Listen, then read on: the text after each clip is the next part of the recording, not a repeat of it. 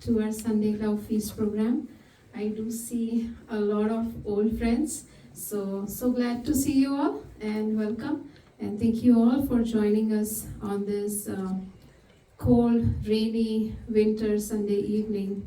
It shows that you all are so dedicated towards this. So, Hare Krishna, thank you.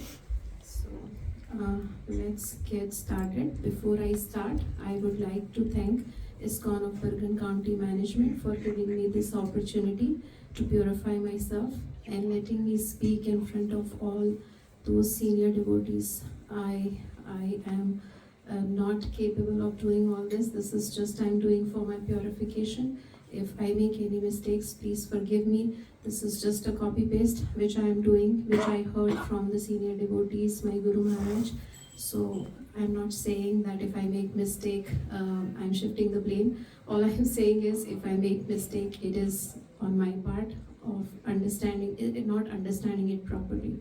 So with that, let's start with pranam prayer. Oh, hope I'm not too loud because sometimes I scream. So.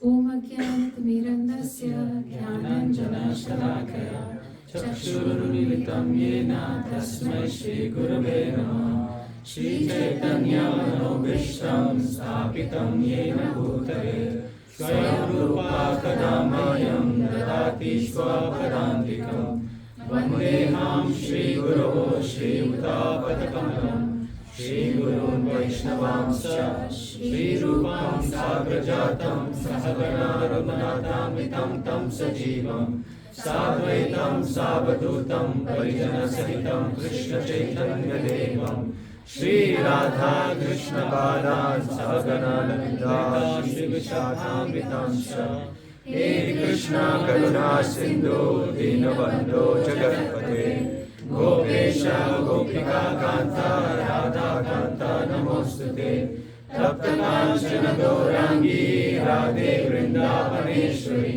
Vrishabhanu Sute Devi Pranamami Hari Priye Vancha Kalpatarubhyascha Kripa Sindhubhya Evacha Patitanam Pavanebhyo Vaishnavebhyo Namo Namah Om Vishnupadaya Krishna Prestaya Bhutale Srimate Bhakti Vedanta Swami Niti Namine Namaste Saraswati Deve Gauravani Pracharine Nirvishesha Shunyavadi Paschatya Deshatarine Jai Shri Krishna Chaitanya Prabhu Nityananda Shri Advaita Gadadhara Srivasa Gaura Bhaktivinoda Hare Krishna, Krishna Krishna, Hare Hare, Hare Rama, Rama Rama, Hare Hare. Krishna. So today's verse is Bhagavad Gita, chapter 14, text 4. Sarvayonishu Kaunteya Murtayah Sambhavantiya Tesham Brahma Mahadionir Aham Bija Pradapita Prabhuji's Sarvayonishu Kaunteya Murtaya Sambhavantiya Asham Brahma Mahadyoni Aham Bija Pradapita Mataji's Sarvayonishu Kaunteya Murtaya Sambhavantiya Asham Brahma Mahadyoni Aham Bija Pradapita. Word by word. Sarvayonishu. In all species of life. Kaunteya. O son of Kunti. Murtayah. Forms. Sambhavanti. They appear.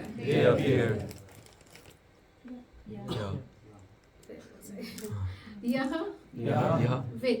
Which. Tasam, Tasam, of all of them. of all of them.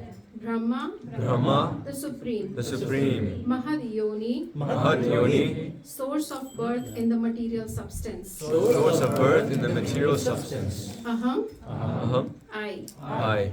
Bija Prada, Bijaprada, the seed giving. The seed giving. Pita, Pita, Father. Father. Translation and purport by His Divine Grace A.C. Bhaktivedanta Swami Srila Prabhupada Ki Jai. Translation. It should be understood that all species of life, O son of Kunti, are made possible by birth in the material nature, and that I am the seed-giving Father. Purport. In this verse, it is clearly explained that the Supreme Personality of Godhead, Krishna, is the original Father of all living entities. The living entities are combination of the material nature and spiritual nature. Such living entities are seen not only on this planet, but on every planet, even on the highest where Brahma is situated. Everywhere there are living entities. Within the earth, there are living entities, even within water and within fire. All these appearances are due to the mother, material nature, and Krishna's seed-giving process. The purport is that the material world is impregnated with living entities who come out in various forms at the time of creation according to their past deeds. So Prabhupada very nicely explained in this purport what exactly it means. Krishna here is saying that he is the seed-giving Father, and he says that it is the living entities which are being created here is a combination of material nature and spiritual nature. Like a kid is born, he has the characteristics of a father and mother as well. So here, who is the mother? The material nature. Prakriti is the mother, and from Prakriti, from mother, what we got is this material body. And what characteristics we have from Krishna is the spirit soul. So Krishna, the seed-giving Father, has given us the spirit soul. That's why Krishna is saying that I am the seed-giving Father. And who is the mother is the material nature, the Prakriti. So before diving deep into this verse, let's quickly summarize. I know most of us know about this, but just a quick recap does not hurt. So how Bhagavad Gita is divided into sections. Chapter 1 is about Arjuna's Vishad Yoga. Second talks about the summary. From 3 to 5 we talk about Karma Yoga. 6 is Dhyana Yoga. 7 to 12 talks about devotional service, Bhakti Yoga. And 13 to 17 talks about Jnana Yoga. And today we are discussing chapter 14, so it falls under Jnana Yoga section. And chapter 18 is the conclusion. So here is the yoga ladder, we all know. So it starts from Karma Yoga, Jnana Yoga, Ashtanga Yoga and Bhakti Yoga. Now this Jnana Yoga is at the middle of the ladder. We can say that this is the ladder, and we see that Bhakti Yoga is at the top. Now just hold on to that thought that Jnana Yoga is at the center of the yoga ladder. And Bhakti Yoga is at the top, we all know, right? And Krishna advocates this over and over again in Bhagavad Gita. When the Karma Yoga section ends, in the 6th chapter at the end, I think 647, the last verse in 6th chapter, Krishna says, Yoginam api sarvesham madgaten antaratmanam. Out of all the yogis, who is the best?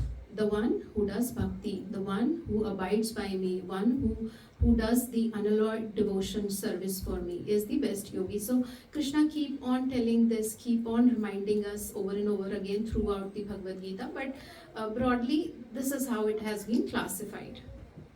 Now we say that Bhakti Yoga is at the topmost of the ladder and Jnana Yoga is somewhere lying in the middle. Now, Bhagavad Gita is all about Bhakti Yoga. Krishna wants us to do devotional service. Then why he is telling us this Jnana Yoga now, right? We are done. Krishna told us a lot about himself from chapter 7 to 12, that I am this, I am that, and everything, right? So we know Krishna is the supreme personality of Godhead and we have to worship him. Now, why he is giving us this gyan now again in chapter 13?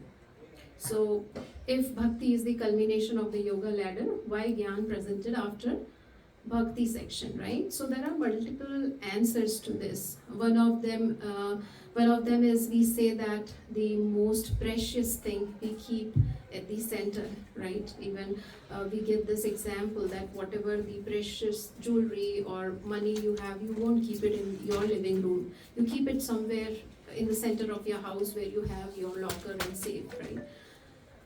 So that is one of the reasons Bhakti Yoga is very precious. That's why it is at the center. Now let's get to little more granularity, where it says that in text 12.7, Krishna has promised that to his devotees he will deliver. He will get his devotees out of birth and death cycle. Now Krishna promised that in text 12.7. So to fulfill the promise, Krishna is giving us this gyan. Krishna is giving us this knowledge. What is this knowledge? This knowledge is about material nature. Krishna already spoke about himself in the Bhakti Yoga section. But he is now telling us that what this material nature is, because he wanted us to detach from material nature. Now, if I don't know what material nature is, it is very difficult for me to follow the instruction.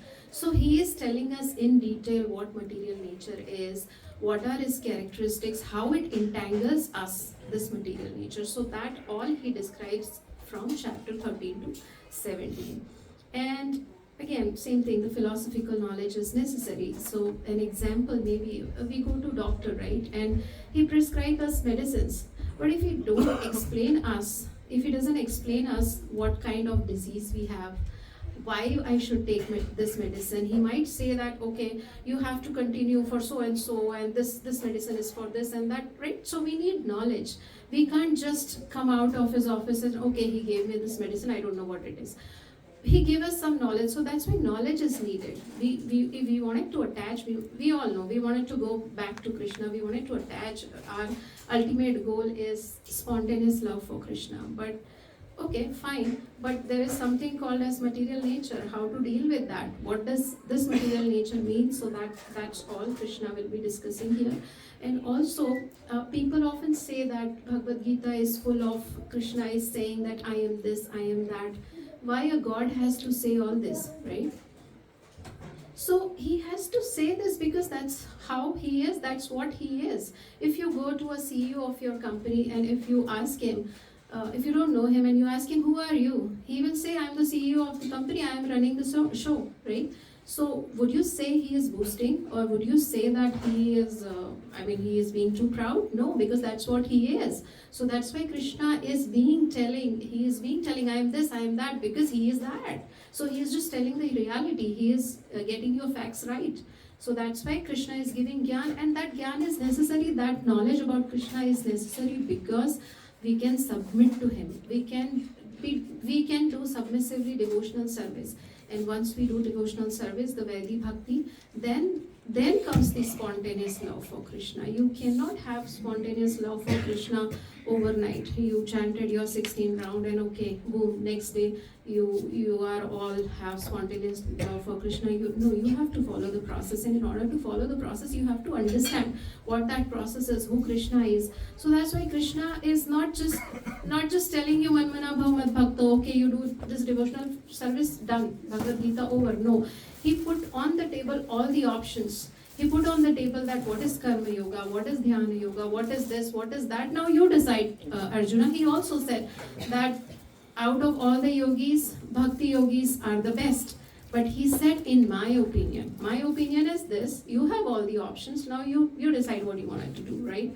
So that's why Krishna is telling us all this. Now, going back to our chapter for tonight, which is chapter 14. Obviously, we will not be discussing the entire chapter. The verse for today is 14.4. But it makes sense to discuss what this chapter says and how this 14.4 fits in there, right? So, Chapter 14 talks about three modes of material nature. Chapter 14 entitled Three Modes of Material Nature. We all know this classic picture, three modes binding Jiva. This is a very dry philosophy, so I don't want to get into that. Let's get to the points where what exactly this chapter describes, the summary. Krishna glorifies the knowledge that he will speak now in chapter 14. So chapter 14 starts with the glorification of the knowledge which Krishna is going to tell us in this chapter. So text 1 to 2 talks about the importance of knowledge which Krishna is going to tell Arjuna in this particular chapter. He also says that by hearing this knowledge, many sages have attained liberation. He says that if you understand this knowledge, what knowledge? The one Krishna is telling in chapter 14, then you can also attain Krishna. So that's how important this chapter is from Krishna's perspective, that if you understand these three modes of material nature, the working of these modes and all that, you can also attain Krishna. So that's what all about text 1 and 2 of chapter 14. Text 3 and 4 talks about how living entities come in this world. Text 4 talks about how Krishna is the seed-giving father and material nature is the mother, and how living entities come into existence. So that's what about Sarvayonishu Kaunteya, the verse which we are talking today, 14.4. So that's the whole summary of chapter 14. So Krishna is above all the modes, that we all know, that Krishna is transcendental to all the modes. He is independent, no modes bind him. Krishna's birth is independent of his acts and actions. In the purport, if you remember, which I doubt because it was very small, it was written there that in the purport, it was written that living entities take birth because of their past deeds. So here Krishna is not dependent on that. Krishna is independent. It doesn't matter what he has done in the past or not. He is Janma Karma Cha Me Divyam. So Krishna's birth and death is independent of what he has done in past. We discussed already this topic, and the aim is to transcend above the modes of material nature. So our aim is not to get, we all know that the mode of goodness is the best, right? But our goal is not to stay there. It is just the runway for us to take the flight. So our aim is to transcend above the mode of material nature. And why do we want to transcend above the modes of material nature? Because Krishna is there. Krishna is above all the modes, and if we want to meet Krishna, we also have to transcend above the modes of material nature. Okay, so this verse which Krishna talks about seed-giving father. So there are two significant keywords here which Krishna is highlighting: seed-giving father and Sarvayonishu, meaning all species of life. So let's unpack these two words one by one. Seed-giving father. Aham bija prada pita. So it is important to understand in what all places in scriptures, if the Krishna is saying the same thing. And why it is important? Because repetition makes us remember things better. So that's why we are repeating. That's why Krishna is repeating same thing over and over again. Because even after him repeating so many times, still we are here, right? And Krishna, after repeating so many times, we did not improve a bit. Then what Krishna has done, he took birth as Chaitanya Mahaprabhu. That's how merciful he is. I think I'm digressing. So yeah, seed-giving father. So these are different verses I took from various places, and we will see this is all talking about the same thing. So let's go to Bhagavad Gita 7.10. O son of Pritha, know that I am the original seed of all existence. the intelligence of the intelligent, and the prowess of the powerful men. Chapter 7, if we know that in chapter 7 Krishna talks about all his opulences. He says that I am biggest of the big, I am smallest of the small, right? He is telling here that if somebody says that I am intelligent, from where you are getting your intelligence, sir? If somebody says I am beautiful, from where you are getting that beautifulness, right? So these all things we get it from Krishna. So this is what Krishna is telling in this verse. O son of Pritha, I am the origin seed of the existence. Whatever in this chapter Krishna is explaining about all the superlatives, whatever the best is there, that is Krishna. So that's what, and again we discussed already, right, why Krishna is doing that, because that's what Krishna is. So he has to tell, he has to bring us to the fact that this is the fact, right? Now text 10.08, which is our Chaturshloki Gita. So in this Krishna is saying, Aham sarvasya prabhavaho, I am the source of all spiritual and material worlds. Matah sarvam pravartate, everything emanates from me. The wise who perfectly know this engage in my devotional service. So what Krishna is saying here is same thing pretty much, right? In different words, just for our better understanding, because we understand things sometimes, in offices or somewhere, right? Somebody is explaining you something. What you say, can you rephrase it? Because I did not get what you said in this exact words. So Krishna is rephrasing. He is rephrasing these things, but at the end, this is whole the summum bonum of it is that Krishna is the Supreme Father. So here Krishna is saying, I am the source.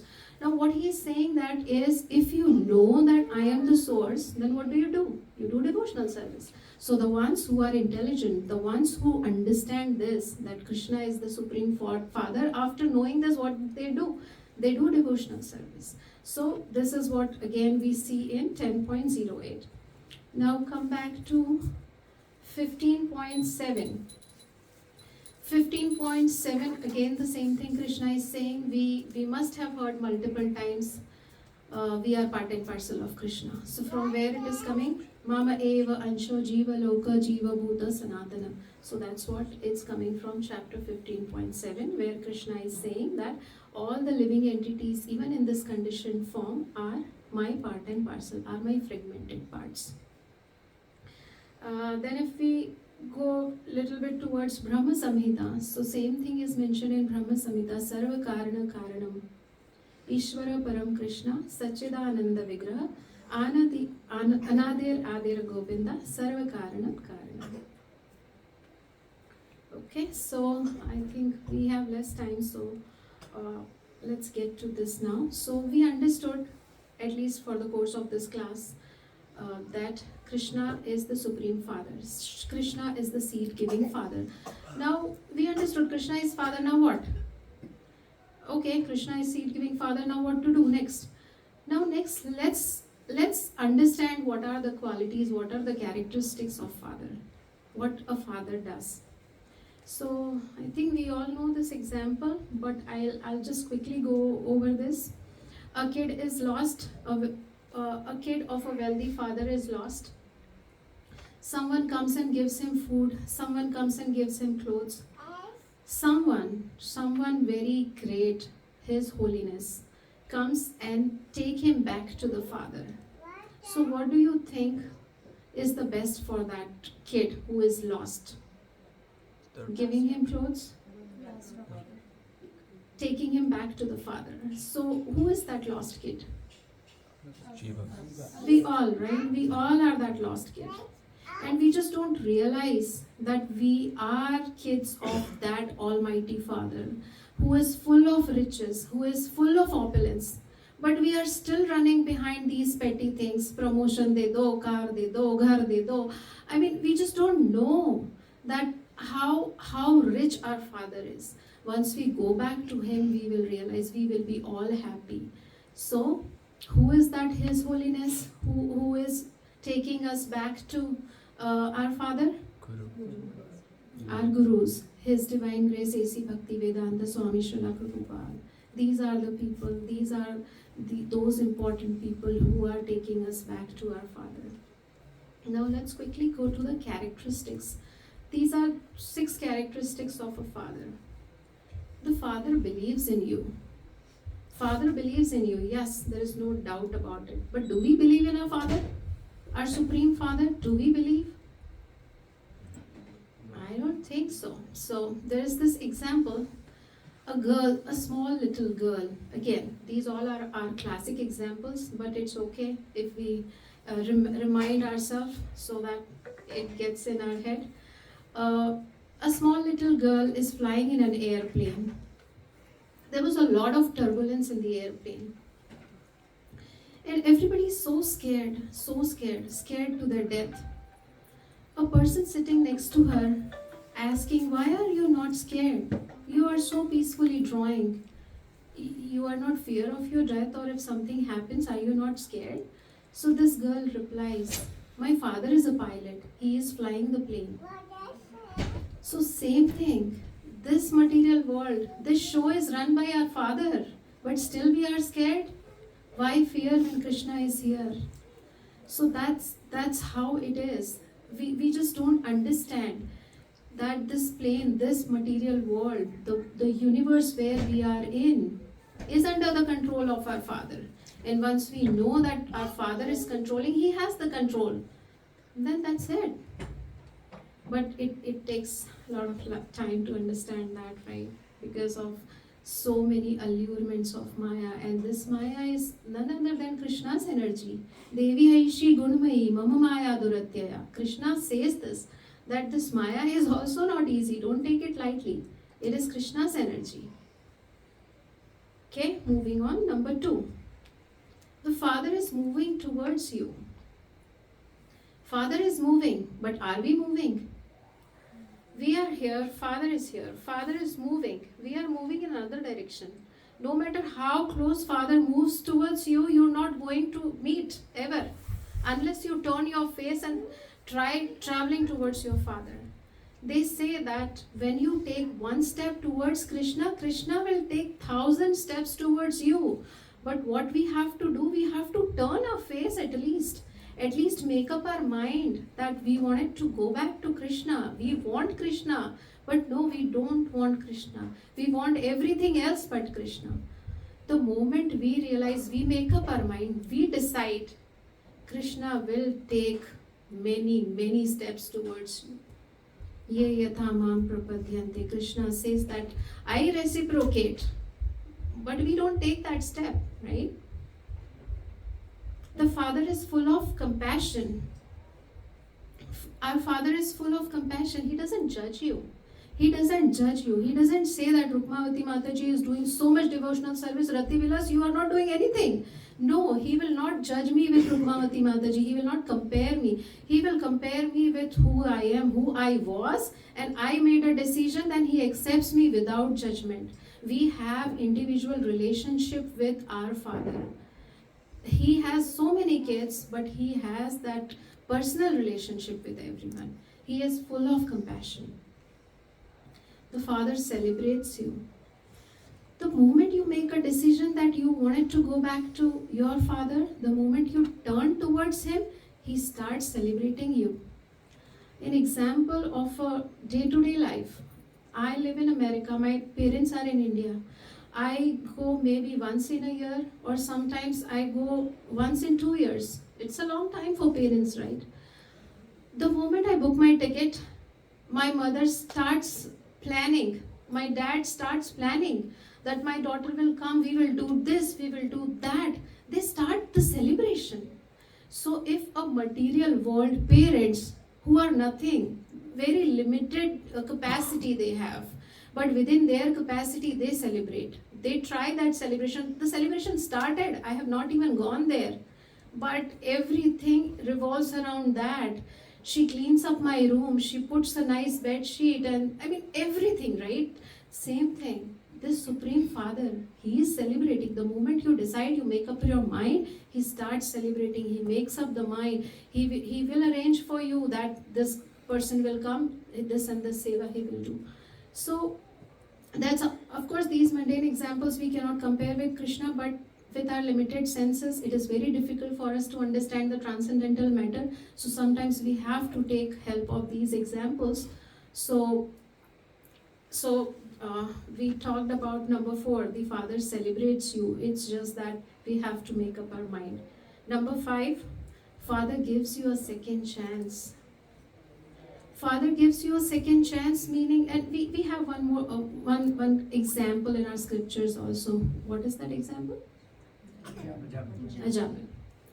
That is about scriptures, transcendental matter. Let's take up in our day-to-day life, right? Same, our parents. Our parents forgive us no matter what blunder you have done in your life. You just go to them, you say, sorry, I'll not do it again.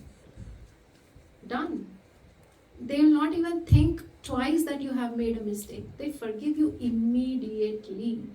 Now, the material father, the material parents have that capacity of forgiveness. From where they are getting it? We saw in text 7.10, Krishna says that I am the intelligence of the intelligent. So forgiveness from where we are getting? We are getting this forgiveness from Krishna. He has it. He has us unlimited. Our parents, they are conditioned soul. They have their own limitations. They have their own conditioning, but still they forgive. So Krishna, the Supreme Father, has unlimited capacity. He will forgive you without a second. You just have to turn towards Him and you have to say, what is done is done. I will not repeat this again. Please accept me. He will be more than happy to accept you. He is eager for you more than you are eager for Him. Because He knows you are suffering here. So we are in that ignorance, we don't realize that we are suffering. We think that majani life che, very nice cars, very nice house, everything is there. What is lacking? We are enjoying. But Krishna sees. He knows what the enjoyment is. So He knows you all are suffering. So His heart pains. When he sees you in this miserable condition, it hurts Him because He is a parent. The Father always gives you the best. Yes, we all are parents. If not, then we had parents, we have parents. And we all know, we can vouch for it, that parents want nothing but the best for their kids. Amresh and I often talk that half of life is gone. Now whatever life is remaining, that is for Charlene. And we want nothing but the best for her. Best education, best school, best atmosphere, everything best for her. But we are so tiny jivas, what we can do best for her? We can only think and make plans, and that all depends on Krishna, whether he fulfills or not. One of the reasons we are here in this ISKCON of Bergen County is because of Charlene. Because we wanted to give her the best atmosphere. We live in a Jewish community where we don't have many Indians, and we wanted her to get to her roots so that she doesn't forget our culture. So that's why we were in search of this, and we found this community, beautiful community. This is one of the reasons, because we wanted to give the best to my daughter, our daughter. So we can only give a little best. Krishna's capacity, again I'm repeating, Krishna's capacity is unlimited. So if Krishna, by breathing, he creates millions of universe. So imagine if he makes up his mind, he decides that I want to give this kid my best. By thinking of giving best, you will get the best. Now, but people might ask that, okay, your father is Supreme Father and he wanted to give you best, but why I'm getting problems? I have so many problems. And Mataji, for you sitting here and talking all this is very easy. But we have some real problems going on. Yes, the problems are real. I understand. Even we have so many problems in our life. But what did Krishna said in chapter 8, text 15? Dukhalayam ashashvatam. Did he say it is Sukhalayam? No. He warned you. He is saying this is Dukhalayam. Dukh alay. If you go to Pustakalaya and if you ask आधा kilo मिठाई दे देना, what that shopkeeper will tell you? He is a madman. He is asking मिठाई on a pustak shop. Same, this is Dukkhalay. We are asking happiness here.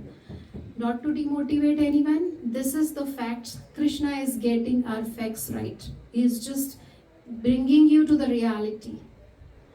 That set your expectations right. Don't keep your hopes high. So, so miseries are coming here because we are at the wrong place. He is ready to get you back to the right place, to the place where you belong.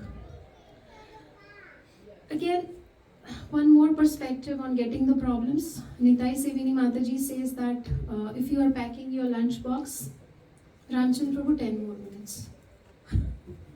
So, Nitai Sevini Mataji says that somebody, say suppose I am going to office, or my husband Amresh is going to office, he is packing his lunch box. He took roti, he took dal, chawal, sabzi, everything. He packed his lunch box. Shri Shri Nimai Nitai ki jai, Shri Radha Sham Sundar ki jai, Shri Srila Prabhupada ki jai. So, we were on the lunchbox topic. Now he sit to have that lunch in his lunch hour. He wanted to eat dal rice with spoon, but spoon is missing because he packed his lunch and he forgot to keep the spoon. Who should he blame? Should he blame that I forgot? No, because I was nowhere there. I didn't help him pack the lunch. Will he blame Charlene? No, she was not there. She did not help him. He packed his lunch bag himself. So, who to blame? You, yourself. What you are facing here is because of your karmas, because what you have done, you are facing the repercussions. The material laws, the material nature laws are very stringent. You will get what you sow. Only way out is make friendship with the lawmaker. He might give you some concession, but still laws are laws. Nobody says that once you become devotees there will be no problems. Problems will be there, but you will get the shelter. There is a forecast for rain. Rain will come. You can have umbrella and save yourself. What is that umbrella? Is the shelter of Krishna. Once you take the shelter of Krishna, you can be saved. And what we are doing here is we are changing the consciousness. External situations will not change. Only thing we need to change is our consciousness, and our life is sorted. So that's what this moment promises. Again, this is somewhat in detail about how merciful Krishna is. Krishna is so merciful that he takes birth in this filthy place. He has so much opulences wherever he is, but he takes birth here. Why? To deliver his devotees. Paritranaya sadhunam vinashaya cha dushkritam. And for Krishna, there is no difference between miscreants and devotees. Krishna is absolute. For him, everything is same. If he is killing the miscreants, that is also a mercy on them. They are going back to him. So that's how merciful Krishna is. Krishna is saying that Ananyas chintayanto mam ye jana paryupasate. Krishna is saying those who worship me, for them I carry what they lack and I preserve what they have. So let's link it a little bit with our today's verse. Today's verse says that Krishna is the seed-giving father. Okay, understood. Krishna is seed-giving father. Now what next? Krishna says that if you understood this, that I am the seed-giving father, then the persons we saw in 10.08, where we saw that once who understand Krishna is the supreme father and all that, they start worshipping him. If you start worshipping him, what Krishna will do? Krishna will carry what you lack, yoga kshemam vahamyaham, and preserve what you have. So that is what Krishna does for you. And this is by understanding Krishna is seed-giving father, Krishna is my supreme father. Once you understand that fact, everything will fall in place. Krishna is also promising one thing. He promised multiple times. He did say that, I don't remember that verse where he says that my devotees never perish.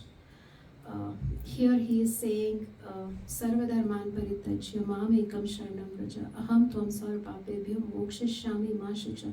What he is saying, no matter how much ever you have done in your life, just surrender unto me and I will take you out from here.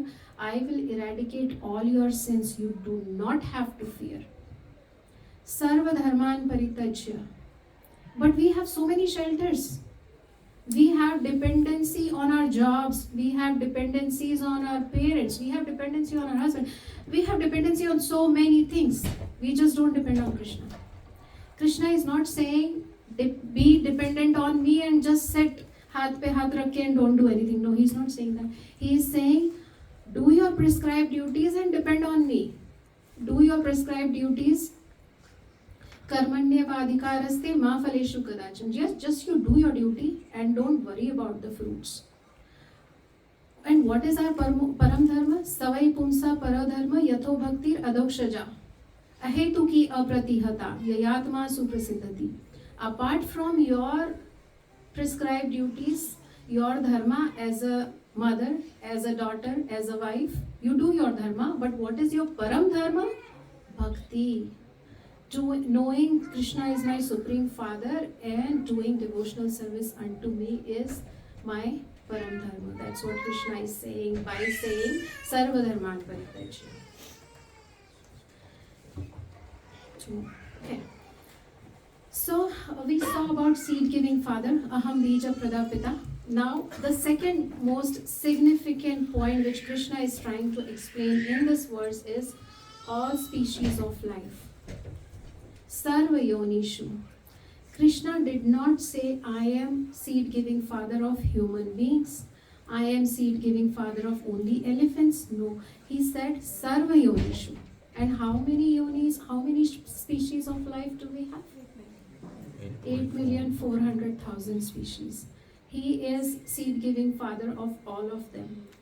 So what is our duty? If we just again go back to our mundane example, how do we react or how do we behave with our siblings? Yes, we fight a lot, but we have that soft corner, we have that compassion for them, right? We all love our siblings. So Krishna is saying that I am father of everyone. So what is our duty? To love everyone. We have connections with everyone. We have spiritual connections with everyone because we have same father. Then a pure devotee accepts each body as the temple of the Lord. And also the devotees, Krishna mentions in 5.18, Vidya Vinay Sampanne Brahmane Gavi Hastini Shuni Cheva Shupake Cha Pandita Samadarshina. So the one who understands this sees everybody equally. He will not go and hug a lion or a tiger. No. This movement is all about changing your consciousness. It's not telling you to outwardly also you behave. People say that, then how will I behave in my office? People will be all over my head if I behave like this. No, you have to do what you have to do. You just have to change your consciousness. You just don't have to have the grudges for them. You just forgive them from inside, but you do what you have to do assertively. That's what this verse talks about. Pandita Samadarshina. And a pure devotee accepts each body as the temple of the Lord because he knows Krishna is seed-giving father and spiritually we all are one. Now the last slide, what we understood or what we learned from this is compassion to all living entities. Why? Because we belong to the same clan. We all have same father. So we are one. Brotherhood, belongingness. Everything is either Krishna or Krishna's. There is no third thing. This I recently heard from one of my Guru Maharaj's class. He said that there is only two things. Either there is Krishna or Krishna's. There is no third thing in this world. And you might say that these buildings, these big buildings, we made it, humans made it. But from where did the raw material came from? Krishna. Everything, you get to the basics of everything comes from Krishna. So it is either Krishna or Krishna's. There is no third thing. Cycle of birth and death. See, ultimate aim is to go back to Krishna. We don't want to get into this cycle of birth and death. And the goal of Krishna consciousness movement is to know who is your Supreme Father. I took this from Prabhupada's lecture. He says that the goal of Krishna consciousness movement is to know who is your Supreme Father. So that is the goal. And how do we achieve that goal? There is an ABCD.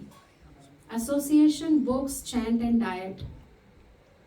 Have devotee association, read Prabhupada's book, chant 16 rounds and follow sattvic diet, offer it to Krishna, patram pushpam phalam, with devotion, and then have it as a prasadam, as a remnants of Krishna's prasadam. Still, if you cannot do all this, if you feel that this ABCD is complicated, get on this bus, ISKCON of Bergen County. It is going to Goloka. All you have to do is take your seat belt, take your seat, fasten your seat belt and enjoy the ride. Ramchandra Prabhu, Ram Tulsi Prabhu will make sure you are taken care and you by heart this ABCD. Hari Bol. Hare Krishna. Thank you, ma'am.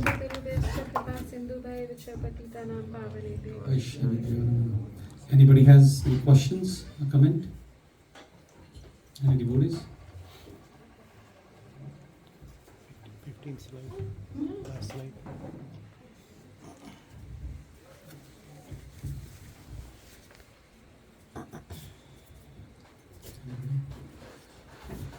So thank you. It was really wonderful. So I have a question. So I think you have really touched upon a really wonderful point about connecting ourselves from Krishna as our Supreme Father, right? But like, for many people, like, who are practicing different kind of religion, right? For example, they are Mohammedan. They think that Allah is the Supreme Father. They're Christians, like maybe some believe that Christ is the Supreme. For them, for those kind of people, what is their